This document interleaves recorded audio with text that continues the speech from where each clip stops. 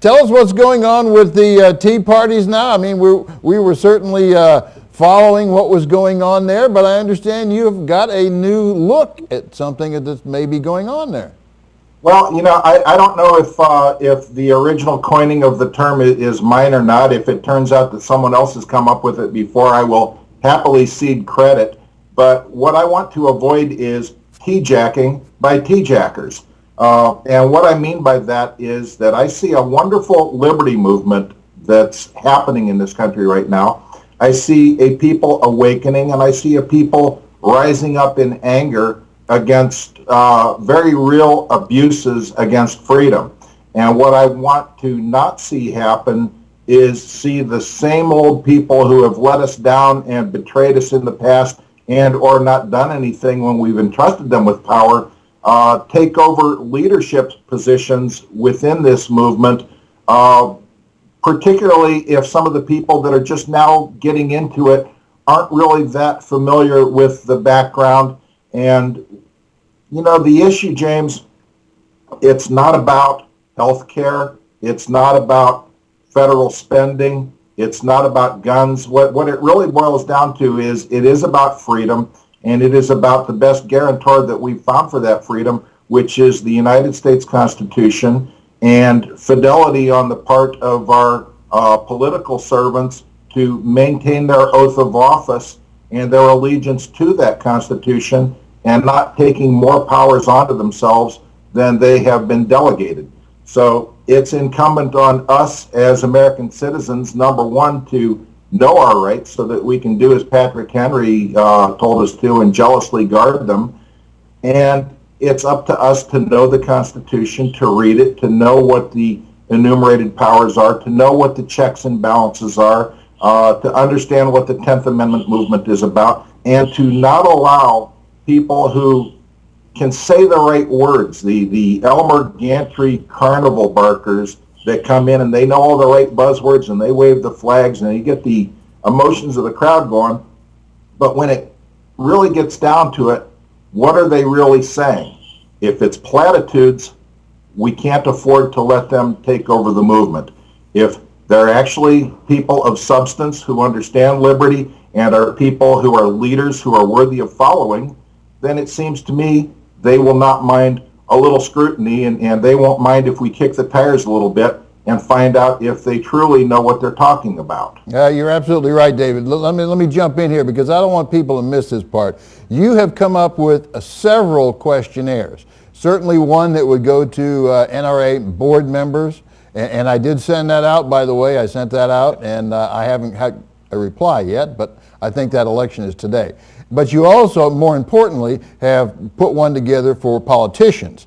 And they can be found and copied and sent by going to, that's your cue.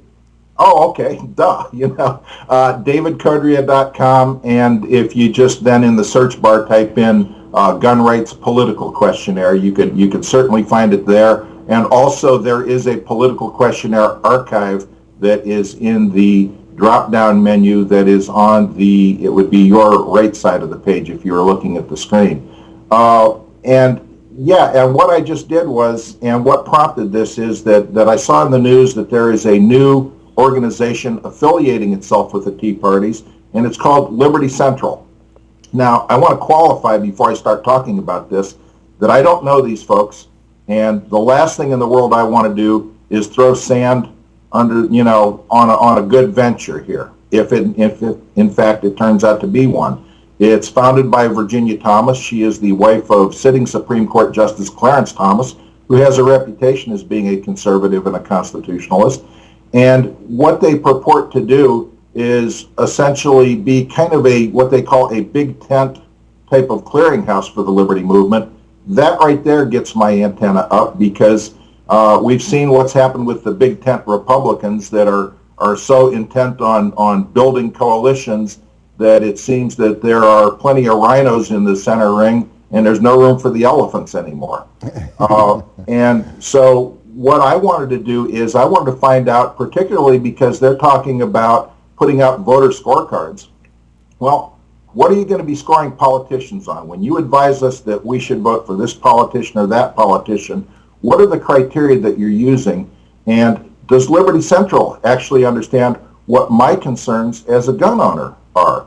And so what I did was I adapted the gun rights political questionnaire, and it required very minor adaptation, and I sent it to them, and I want them to specifically define for me their understanding of the Constitution. If they're going to be leading us, I don't think that it is untoward to ask them, what gun laws do you consider to be constitutional?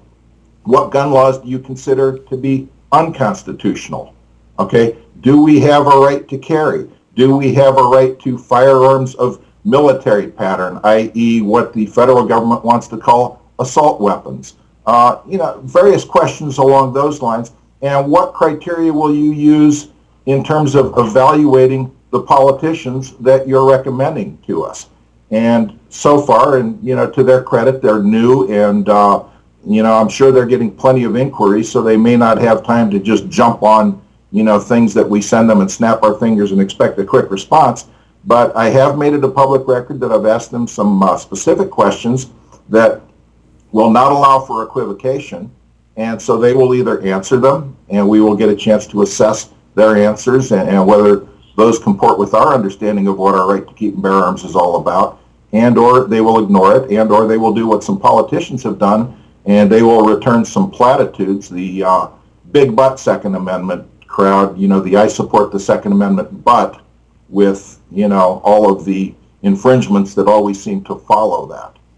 Right. That's where we're at. Yeah, and David, I don't know many other people out there. I mean, you are the most well-read blogger on the Second Amendment rights and certainly the author of War on Guns. But so you are quoted around the country in many, many newspapers and in many magazines. People know who you are. If they don't return that questionnaire, David, I'm going to be certainly upset by that, because the questionnaire, you put a lot of thought behind that.